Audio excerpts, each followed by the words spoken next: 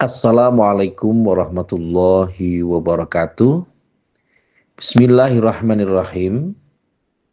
Jika kita perhatikan, maka kehidupan yang sedang dan akan kita alami ini merupakan sesuatu yang sifatnya sementara. Tetapi dalam kesementaraan itu harus ada proses, harus ada dinamika yang tentu saja di situ terdapat pembelajaran. Di mana pembelajaran itu juga nanti akan terdapat sebuah evaluasi. Apakah berhasil atau tertunda keberhasilannya. Kadang kita berpendapat bahwa kalau kita susah untuk menggapai sesuatu, itu kita kadang merasa bahwa hidup kita tidak bermanfaat. Tapi ketika kita sukses dalam segala hal, kita menganggap bahwa hidup kita tentu akan mendapatkan sebuah kebaikan-kebaikan. Nah, kadang repotnya kita itu kalau merasa bahwa kita lebih baik daripada orang lain. Diri kita lebih manfaat daripada orang lain. Sementara orang lain pun kadang juga kalau diingatkan pada proses-proses yang sama, tentu berbeda juga inisiatifnya atau pendapatnya. Kadang ada yang merasa mensikapi dengan baik, respect terhadap apa yang kita lakukan. Tapi ada pula yang tentu mereka acuh tak acuh atau bahkan membiarkan terhadap apa yang kita sampaikan. Tentu saja dua hal ini adalah sudut pandang yang berbeda. Ketika kita mendapat perhatian dari orang-orang yang mungkin suka dengan kita, orang-orang yang respect dengan kita, tentu kita tidak boleh merasa jumawa. Tapi ketika kita bertemu dengan orang yang sama sekali tidak suka dengan kita, ya harus introspeksi. Apa yang membuat kita menjadi tidak disukai oleh mereka. Pola pikir yang seperti ini perlu ditanamkan pada generasi-generasi sekarang. Jangan kalau misalnya pas suka kita memuji secara berlebihan. Tetapi ketika kita pas agak kecewa atau bahkan kecewa sekali, kita menghujat mereka. Ini sesuatu yang sangat tidak bermanfaat.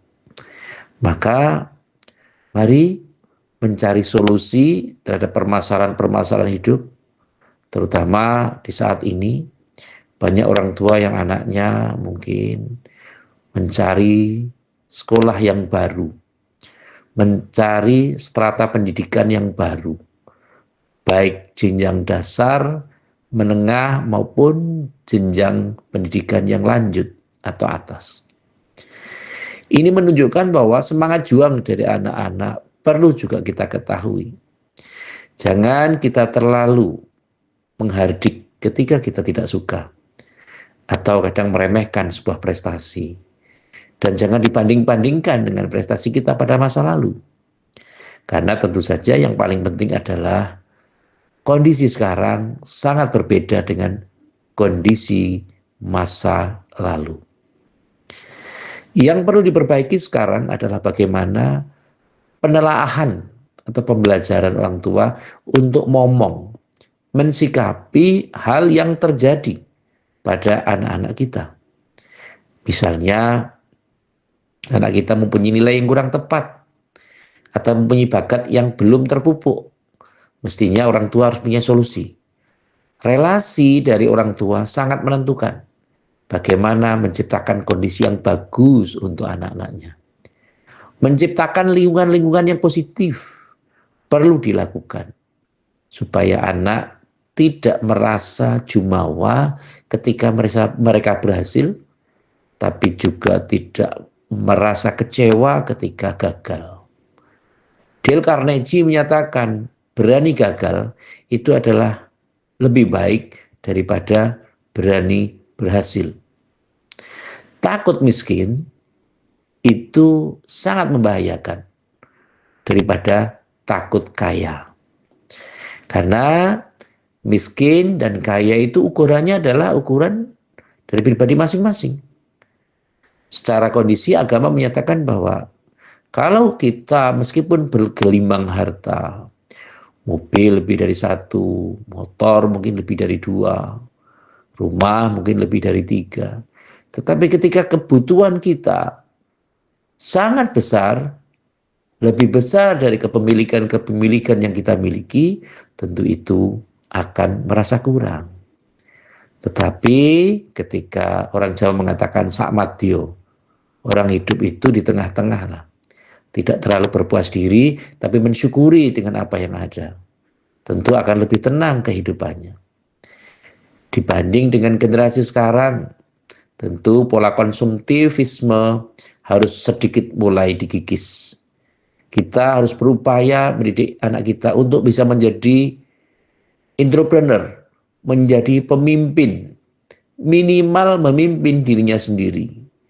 Karena setiap kita adalah pemimpin, dan setiap pemimpin pasti akan dimintakan pertanggungan jawab oleh Allah Subhanahu wa taala. Yang paling penting lagi adalah tunjukkan patriotisme dari diri kita untuk kepentingan-kepentingan yang lebih besar. Jangan mengharap orang lain untuk berubah. Tapi bagaimana kita bisa mengubah diri dengan siapa kita berkawan, dengan siapa kita berteman, dan lingkungan seperti apa yang ada di sekitar kita.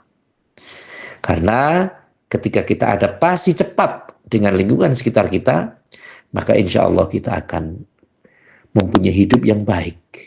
Tetapi ketika kita menuntut orang untuk bisa mempelajari kita, untuk bisa mengadaptasikan diri dengan kita, maka pastikan bahwa hidup kita akan susah. Akhirnya susah melihat orang senang atau senang melihat orang susah. Na'udzubillah min dzalik. Proses inilah yang perlu disederhanakan. Mahfudzat menyatakan khairul umuri awsatuha. Sebaik-baik perkara adalah yang di tengah-tengah. Maka mari kita ukur kebutuhan kita, kepentingan kita dengan daya cakup kita sendiri dan berusaha menggunakan baju kita sendiri, mengukur kepentingan kita berdasar atas kebutuhan kita dan bukan atas kebutuhan dan kepentingan orang lain. Terima kasih kepada semua pihak yang telah membantu terselenggaranya acara ini, terutama yang sudah subscribe, like, dan komen, serta share.